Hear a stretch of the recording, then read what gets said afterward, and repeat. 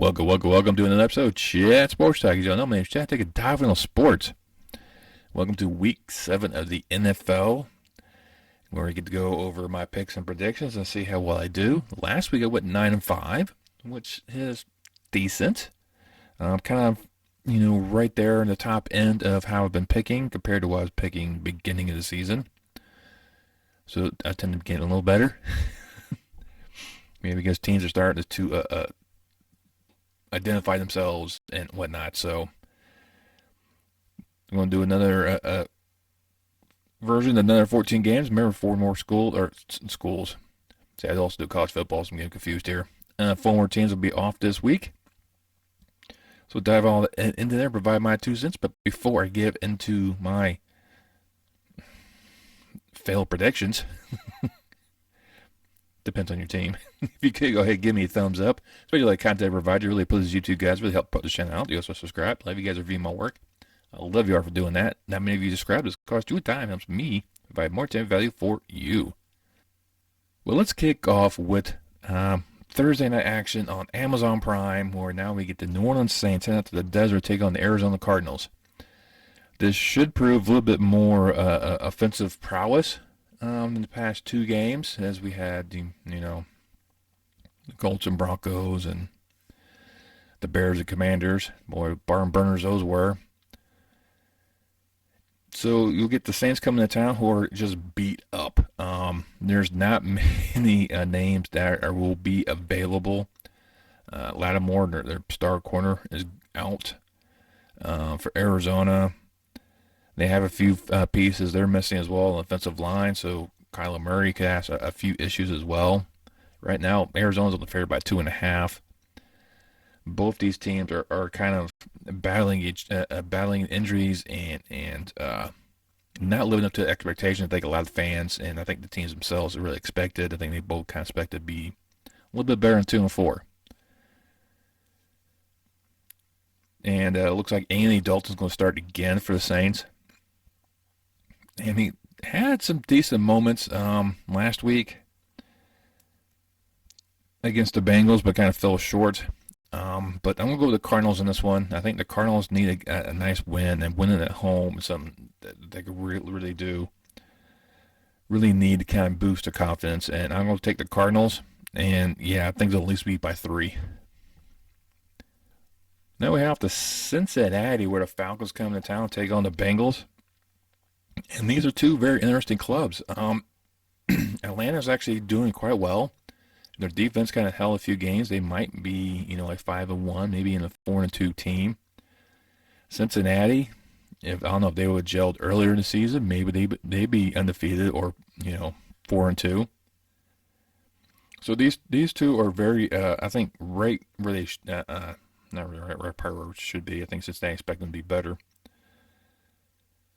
But kind of the mid-road type of teams right now. Atlanta right now is dealing with a lot of injuries.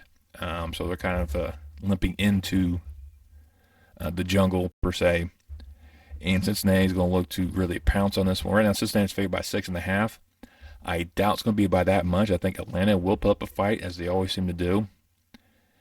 And Cincinnati's defense could be susceptible to a lot of key matchups for the Falcons. But I'm still going to go with Cincinnati. I think it's going to be more like a 3-point victory for them instead of the 6. And we'll see, the Bengals continuing to make that march once again to get back in the playoffs. Now I had to back to Big D, where the Dallas Cowboys be hosting the Detroit Lions. And D stands for Dak. Dak's going to be making his return against the Lions. I think it's a perfect game for the Cowboys with this week the Lions, next week the Bears. A couple easy wins. Kind of let Dak kind of get some of the rust off of him, and you can make the mistakes early with this one. He doesn't want to be create too many chances for Detroit, because they could end up spelling doom for them later on, or could spell doom for them if they give the Lions too much opportunities, and they could capitalize.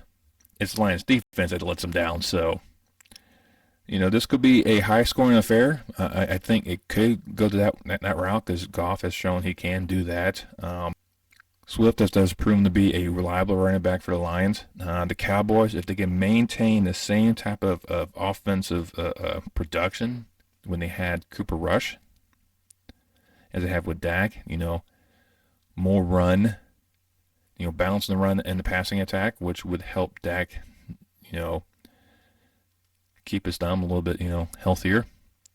And as long as Dallas maintains that, there's going to be no problems. I think the Cowboys defense needs to step up. They got elective wounds from last week's debacle in Philly, even though they came up towards the end and shut down the Eagles, or the Eagles just kind of let them do it. I don't know. But Dallas right now is favored by 7, and yeah, I kind of like that. I kind of like the Cowboys taking that win by 7 against the Lions.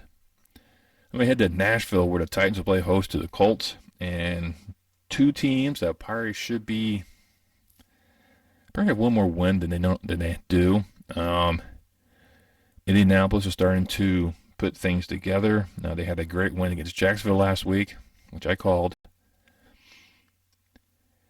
And this one, I want to say, did they face off earlier in the year? And there's another divisional rematch early in the Colts season. Tennessee already surprised them in Week 4, beat them in Indianapolis. Could we see the Colts do the exact same thing in Nashville, taking them to the Titans? I don't know. It's hard to me to really define how each team is. Right now, the Colts' running attack hasn't really been successful. Of course, there's been injuries and concerns in that backfield for the Colts, just kind of make things a little tenuous. I mean, especially when you get Jonathan Taylor, could be questionable. Their starter linebacker is also questionable. So they got a lot of question marks right now on that Colts team. It makes things kind of a little interesting. Tennessee, Tannehill has been not putting up any type of numbers. Of course, I don't think he really has any receivers really to kind of throw to, so that kind of hampers things. And then Derrick Henry hasn't really hit the form he did last year when he was King Henry, just stiff-arming people, running them over. So those things kind of look at. Both these offenses are kind of going the wrong direction. Matt Ryan has a little bit better passing yards, but he does like to throw the picks. And I think with this aspect, with some question marks on either team, I want to go with the Colts to win in the rematch, but I'm going to take the home team. I'm going to take the Titans. And I know it's close right now. Titans is 2.5 favorites, and yeah, that's going to be close. I really do. I think it's going to be like a 2-point win, actually. It's going to be that tight of a game. And it's going to be Colts missing a 2-point try to send it to overtime. We'll see. But yeah, Titans win at home. Then the Packers will head to the nation's capital, take on the Commanders. Carson Wentz is out because of his injury, which he had no issues beating the Bears with. Tyler Heineke will now be the starter.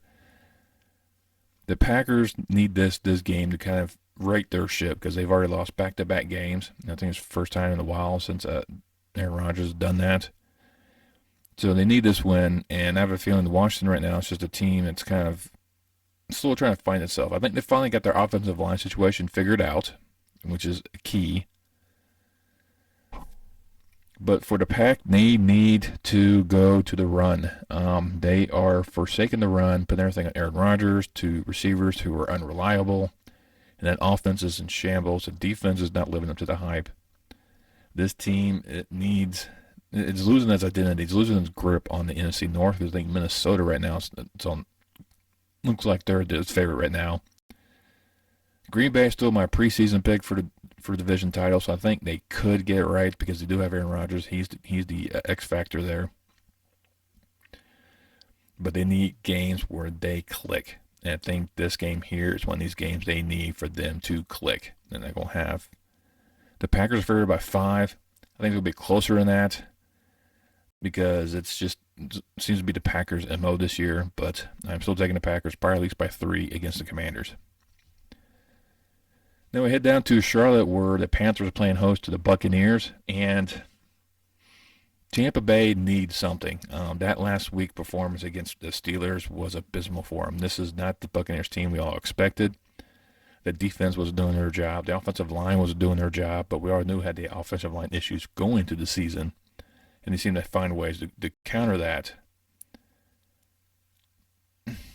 Sometimes I'm right with that offense. Now, could it be Tom Brady not being his mindset in the game? Possibly. He has his off-field issues. Last weekend him going to a wedding for Robert Kraft. You saw his tirade against his offensive line, which I think overall, when you're a competitor like Tom Brady, you're going to get into arguments. You're going, chuck Surface Pros like the Frisbees. But it is one of these things. I think it's just they need something. But Carolina is just a mess right now of a franchise. They could be starting, to sell off pieces here and there to kind of, build their draft capital and just start anew. I think that's what's going to end up happening in Carolina. Just a matter of time before McCaffrey finds a new home, I think. Depends on the teams are willing to pay the price Carolina's asking for. But besides that, Tampa Bay's favored by 11. They have no love for Carolina at all. And looking at my preseason pick, I picked Carolina to win this one. It's just one of those weird games that Carolina ended up picking up. And I don't think they'll be able to do that this time because it's that quarterback issue. I'm not sure who's going to be in charge. McCaffrey is not. He barely has 400 yards. And they've played 6 games. So he's not getting the carries. Well, he's getting 85 carries. He's not getting the breaking loose. And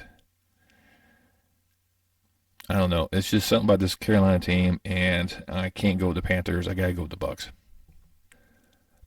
All right, next up is going to be the Giants and Jaguars down there in Jacksonville. And the Giants right now are just flying high. This team is just buzzing. They are one of these teams that likes to come back in the fourth quarter. I mean, you saw that last week against Baltimore. Baltimore had a number for 3/4 of the game, but they couldn't put the nail in the coffin. They let out, and Nosferatu came out and just drained the Ravens, and the Giants won. So, Jacksonville's another one of the interesting teams. They started off hot and fresh and then just collapsed. They need something to kind of spark them, to kind of get them back in there. And it's going to be I think it's going to be a great game between these two. I think it will go back and forth. I think Jacksonville is one of these teams that's just 1 or 2 steps, and they're going to be pretty much playoff contenders. I think they're getting to that direction. Having Doug Peterson now as your head coach, I think it's the perfect thing. He's going to get that team going. Probably, like I said, next year they should make the playoffs. This year they won't make it, but they'll make things interesting. This is going to be one of those games. I have a feeling that, Saquon Barkley is having a phenomenal year right now. He's resurrected his career. He has over 600 yards rushing in 6 games, so he averages 100 yards a game. It's just one of these things that they need to contain Barkley, which is going to be a hard thing to do. But once you contain him and just, have Daniel Jones, aerial attack you, you might have a chance. Jacksonville right now is favored by 3. I am picking the Jags to win at home. This is my preseason pick. I know it's just one of these things. I think the Jaguars get a few games here and there that you're like, no, they're not supposed to win that, and they end up winning. I think this is another one of those games. Then we head up to Baltimore where the Ravens are hosting the Browns. 2 teams are just struggling right now. The Ravens are great for 3/4. They can't finish games. The team just completely disintegrates in the fourth quarter. They've proven it time and time and time again. If they were able to close out games, this team could be 6-0. Cleveland is just one of these teams. You don't know which version you're getting. You can have the one that just completely fell flat against the Patriots. The Patriots went into Cleveland and just smacked them around like no one's business. or you get the Cleveland team that, to get to the Chargers. I mean, it's just one of these weird teams that you kind of look at, which version are you going to get? Baltimore's going to look at this one. Key rivalry game in your division. They need this to stay ahead of Cincinnati because that's the team right now is nipping at their heels. I'm taking Baltimore in this one. The line right now is 6.5. It's going to be lower than 6. It's going to be closer than that. But I'm taking the Ravens to hold on in the fourth quarter and beat the Browns. Then we have the Mile High, where the Broncos will play host to the surprising Jets. That's right, the Jets, who just came off this huge win at Lambeau Field, which I didn't call, but was not surprised. Taking on a Denver team that just hasn't really lived up to the hype. I mean, they had a great quarter last week against the Chargers, and then just couldn't do anything else. I mean, they've just been abysmal. I mean, they've had ugly wins and just even uglier losses. And the Jets are just one of these teams that are just firing on all cylinders. The defense is stepping up. Zach Wilson is proven to be a phenomenal one.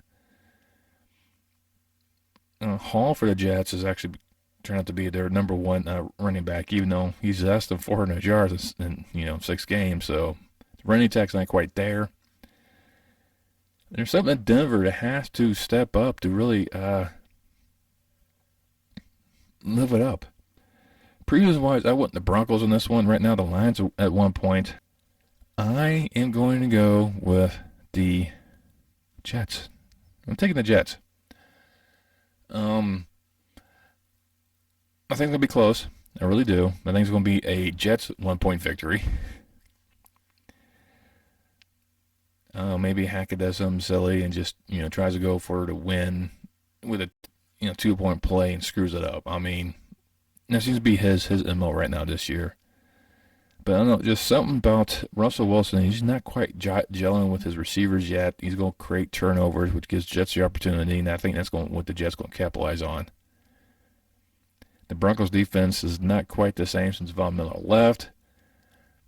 So they haven't quite found their anchor to really put in like in the no-fly zone defense they had like years and years past. But yeah, the Jets winning in Mile High. Then we have to Vegas where the Raiders will play host to the Texans. Hey, someone's going to get the 2 wins. Right now, the Raiders are favored by 7. The Raiders need to gel. Derek Carr, Devontae Adams, bromance hasn't yet to really transpire. They need that. Jacobs, almost 500 yards rushing, almost averaging 100 yards a game. So the Raiders' offense themselves is doing quite well. It's the defense has kind of stepped back a bit, so they need to step up to the plate. Having Houston come into town, I think is going to be the prime example. But Houston's not going to just lay over and just let you run over them. Lovie Smith has created a aura on this team right now. I mean, they got to win and a tie. So they're like, they got something. They're kind of hanging around. No one's back there going, I believe. It's going to come to crashing to the ground eventually, and I think this in Vegas is going to be it. I mean, they've had a week to celebrate that victory. It's almost 2 weeks now. But I think the Raiders are going to be just too much, and they're going to knock off the Texans. Right now, the Raiders are favored by 7. I'm going to go, it's probably going to be closer in that one. Probably at least like a 4-5 point victory, but yeah, Raiders. Now to LA, where the Chargers play host to the Seahawks. And right now, the Chargers are favored by 5.5. The Seahawks had an ugly win last week against Arizona, where the defense kept the Cardinals out of the end zone. They're not going to be able to do this with the Chargers. Eckler, he's still questionable. He may not go. He was 100% last week and still was somewhat productive. Justin Herbert's not really 100%, but he was still somewhat effective. So there's so many different pieces in the offense are not at optimal levels and still dangerous. The defense with Khalil Mack, this is also return of the Mack, and just resurrected his career once again. It's going to play havoc in that backfield. Geno Smith's going to go, no, you're not my teammate. Get away from me. I think the defense for the Chargers are going to help them out, make the offensive job a little bit easier. I don't think it's going to be a high-scoring affair at all, given some of the health issues on the offense. So Chargers are favored by 5.5 right now. I think it's going to be a 3-point victory. It's going to be that close, but it's just because of maybe some concerns on the offense because of health. In Seattle, it does tend to have some pretty good receivers that can break things open like Lockett and Metcalf. So the dynamic receiving core for the Seahawks should make things interesting. But like I said, the Chargers by 3. Then the Chiefs will head over to Santa Clara, take on the 49ers. Now, this one did pick the 49ers in my preseason. And because I had this weird feeling that the 49ers are going to make a nice, run later on. And, you've probably seen my preseason predictions. I had the 49ers in the Super Bowl. Because I foresaw Geno Smith coming back. Or not Geno Smith. Wow. That's the previous team.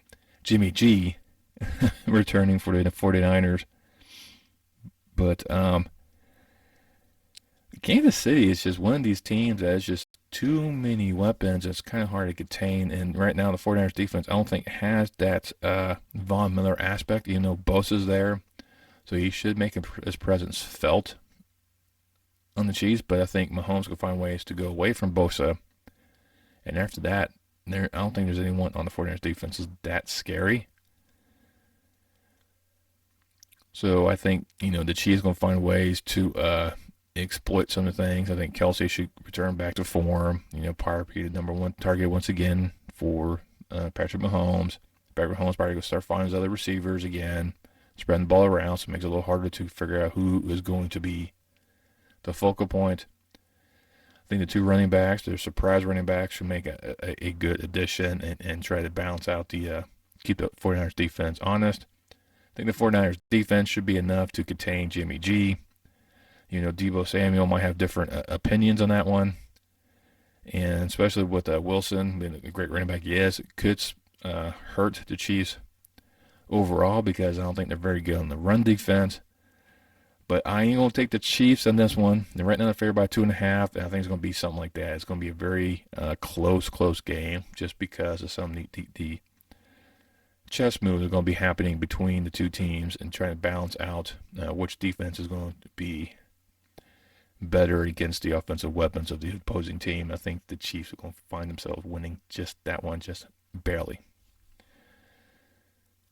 Sunday night.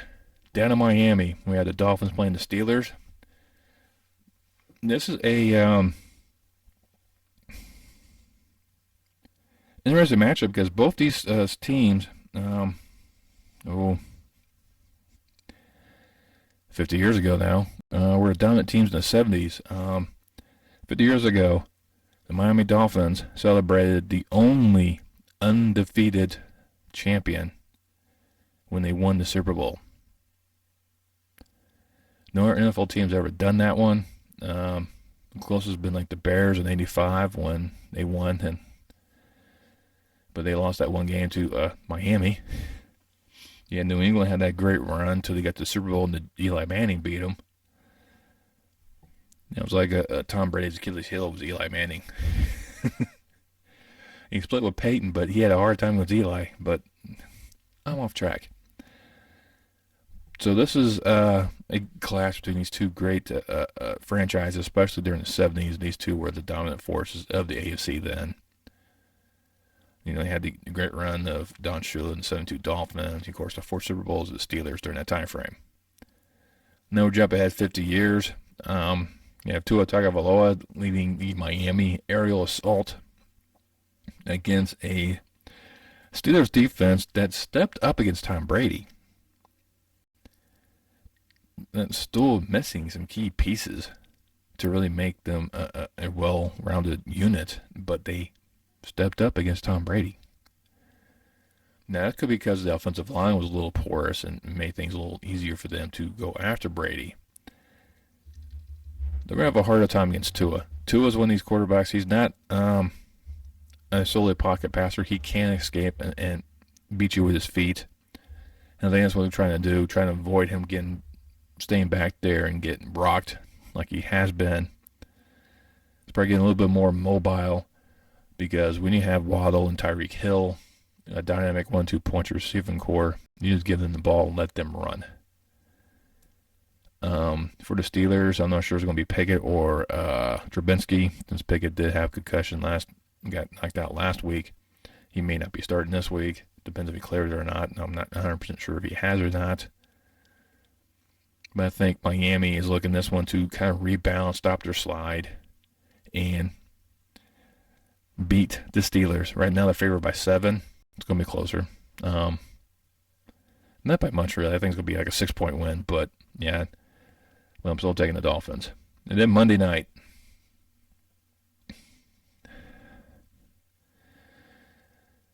Why does the NFL do this to me? And especially where I live at, I don't get see my team all heck of a lot because I'm not near their media zone. I get stuck with a couple other teams I really don't care about. But the Bears will head up to New England and take on the Patriots. Of course, rematch Super Bowl 20. But this is nowhere near those two teams. New England, doesn't really matter who's the quarterback right now. Is it Mac Jones or Zappy? They're both pretty good at quarterback as long as they're able to manage the team the way that is, especially using the running attack with Stevenson. It's been a godsend for that Patriots offense. The defense is actually sneakily good. And right now, New England's favored by 7.5. I think Justin Fields might find himself maybe getting a couple of touchdowns in this one.